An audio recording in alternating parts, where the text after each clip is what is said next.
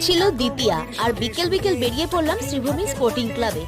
উদ্দেশ্য একটাই, সপ্তমী আর অষ্টমীর ভিড় এড়ানো। কিন্তু দ্বিতীয়ার দিন এত ভিড়, তার মধ্যে শুরু হলো বৃষ্টি। বাঙালি বৃষ্টিকে হার মানিয়েও প্যান্ডেলে ঠাকুর তো দেখবেই, যদিও আমিও বাঙালি, তার ব্যতিক্রম নেই। এদিকে অঝরে বৃষ্টি, লাইনের মধ্যে দাঁড়িয়ে বেরোনোর কোনো উপায়ও নেই। কিন্তু অবশেষে প্যান্ডেলে যখন আসলাম, সব কষ্ট হারিয়ে গেল। এবার পুজোর থিম তিরুপতি বালাজি টেম্পল।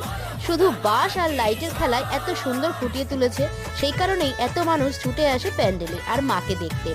প্যান্ডেলটা ভীষণ সুন্দরভাবে করা হয়েছে। প্যান্ডেলটার মাথার উপরেও আছে একটা পতাকা।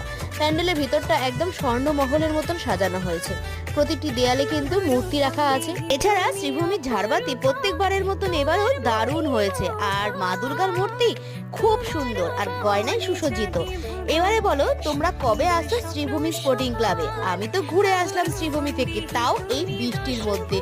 দারুণ লাগলো।